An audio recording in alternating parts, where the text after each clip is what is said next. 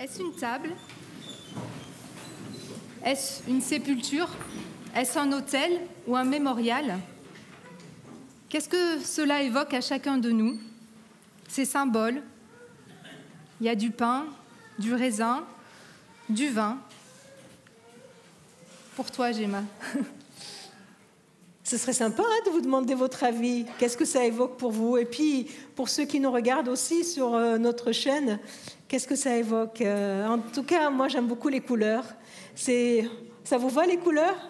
Elles sont jolies, hein? Des couleurs bien vives comme ça, des couleurs qui rappellent la fête, une table fleurie. Puis bien sûr, le pain et le raisin, le fruit de la vigne. Là, c'est du jus de raisin. Eh bien sûr, cela nous rappelle ce dernier repas que Jésus a pris avec ses disciples. D'ailleurs, cette allocution, in memoriam, eh bien, nous la trouvons dans la bouche même de Jésus. On lit ce récit? Allez, je vous invite à lire ce récit qui se trouve dans l'évangile de Luc au chapitre 22. Juste un court passage.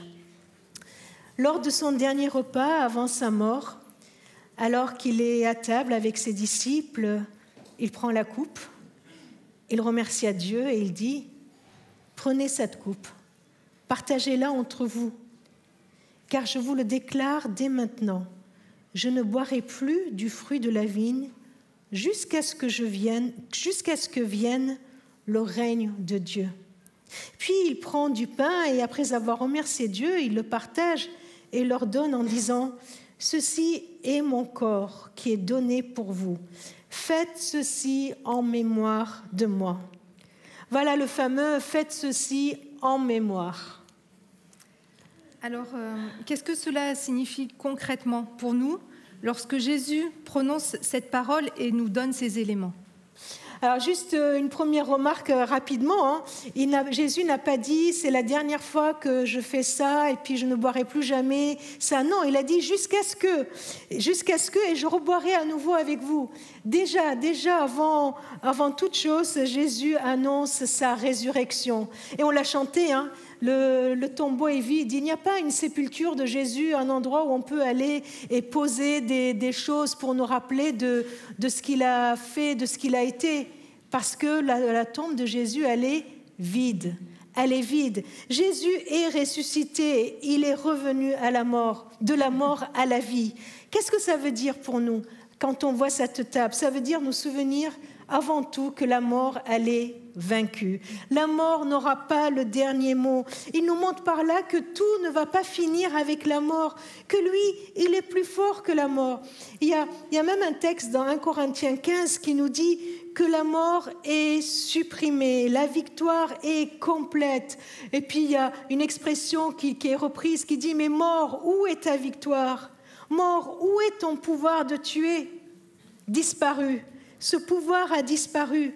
La mort n'a plus le pouvoir d'anéantir la vie. » Et il faut qu'on se souvienne de ça, il faut qu'on se rappelle de cela, que la mort ne peut plus nous terrifier, ne peut plus nous angoisser, parce que nous connaissons quelqu'un qui s'appelle Jésus-Christ, qui a gagné, qui a vaincu la mort.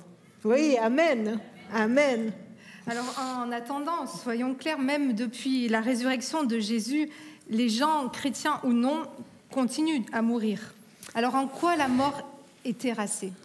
Bon, c'est sûr que ta remarque, elle est pas mal. C'est vrai que nous continuons à mourir, j'allais dire, physiquement.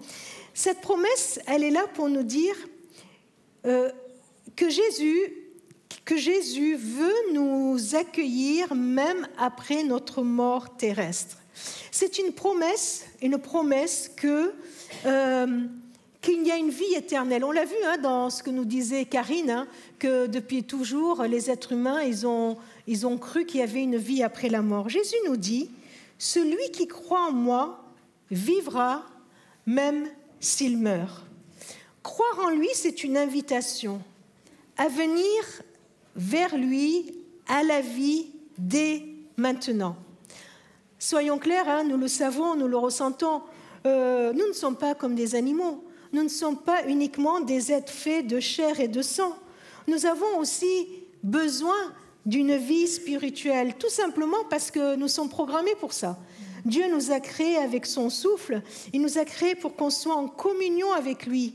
Et Jésus nous parle d'une mort spirituelle. La mort spirituelle, c'est quand nous ne sommes pas en relation avec notre Créateur. Quand nous ne sommes plus en relation avec lui, eh bien, ça, c'est une mort spirituelle. Et il n'y a rien de pire que cette mort-là. Alors, quand Jésus déclare que la mort est supprimée, il est en train de nous dire que maintenant, de notre vivant, nous pouvons être en relation avec Dieu. Nous pouvons être en communion avec lui. Nous avons cette possibilité. La vie spirituelle nous est offerte. Et puis, bien sûr, comme on l'a dit aussi, la vie physique, que même après notre mort dans notre corps ici, eh bien, comme Christ est ressuscité, il nous promet aussi de nous ressusciter avec lui. Alors, revenons un peu sur ce partage du pain et du vin. Peut-on parler de rituels que les disciples devraient faire tout le temps, et pourquoi cela? Alors, j'ose dire que ce n'est pas un rituel. Parce qu'un rituel, c'est faire quelque chose pour nous souvenir d'un truc qui s'est passé il y a 2000 ans. Vous voyez, il y a 2000 ans, Jésus il a fait ce geste, alors on fait un rituel. Non, ce n'est pas un rituel. Bien sûr, en le faisant, on se souvient de ce repas et de ce qu'il a dit à ses disciples. Mais ce n'est pas que ça.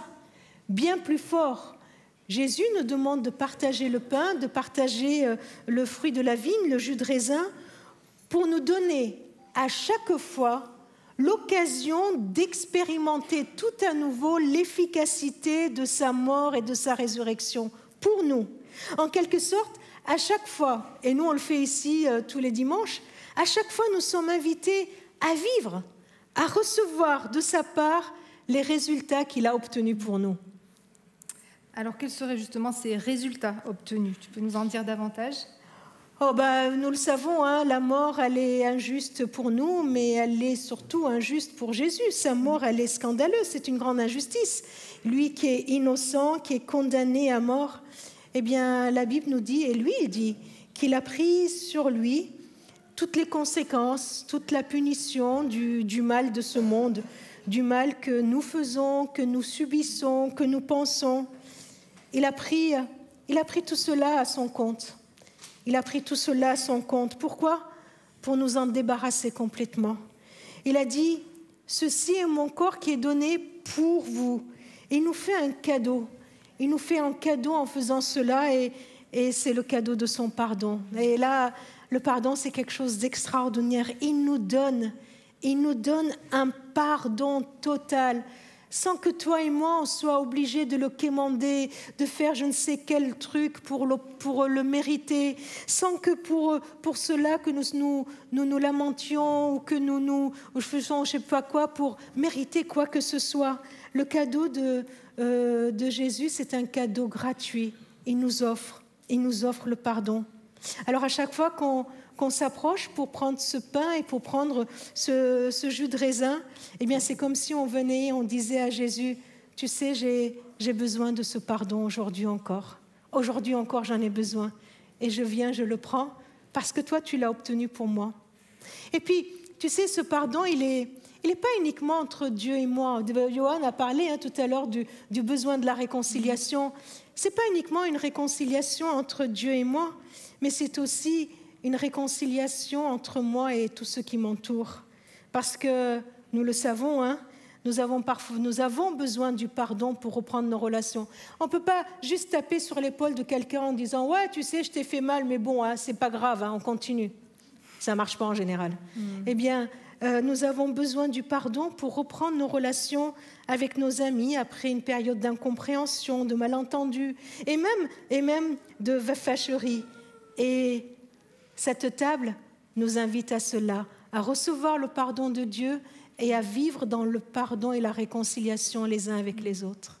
Alors oui, c'est un pardon puissant, ce que tu nous partages. Ça ne se joue pas seulement entre Dieu et nous, mais il nous est même recommandé de ne pas faire mémoire avec ces éléments si nous ne sommes pas réconciliés entre nous. Oui, Dieu nous appelle à la responsabilité, à la cohérence, hein, tout simplement. Mais j'aimerais rappeler que comme on l'a vu aussi dans le début de mes propos, que c'est le signe avant tout d'une espérance extraordinaire, celle de la vie que Dieu nous donne. Et le pardon, c'est ce passage hein, pour l'obtenir. Le pain, c'est aussi cet aliment de base hein, qui nous donne la vie. Le vin, c'est aussi le symbole de la fête. Alors Dieu nous invite à revenir à la source de la vie et à faire la fête avec lui. Au fait, juste quelque chose quand même que j'ai oublié de dire, en tout cas je ne l'ai pas dit jusqu'à maintenant et que je suis obligée de dire évidemment, c'est nous poser la question toute simple. Mais qu'est-ce qui a motivé Jésus à faire ce qu'il a fait? Vous connaissez la réponse? Qu'est-ce qui a motivé Jésus à faire ce qu'il a fait pour ses disciples et pour nous? Et pourquoi il nous demande de nous en souvenir, de venir à nouveau goûter à ce qu'il a fait? Ce qui l'a motivé n'est rien d'autre que son amour. Son amour. Son amour pour toi. Son amour pour moi. Il nous a tant aimés qu'il a accepté d'aller jusqu'au bout, pour que personne ne soit privé de la vie avec lui et même de la vie après la mort. Alors, à chaque fois qu'on vient, là, qu'on s'approche pour prendre ce petit bout de pain et pour prendre ces quelques gouttes de jus de fruits, eh bien, c'est comme si Dieu lui-même, Christ lui-même nous le tendait et en nous disant « Tu vois comme je t'aime ? Tu vois comme je t'aime ? Je donne ma vie pour toi, pour que toi, tu puisses vivre. »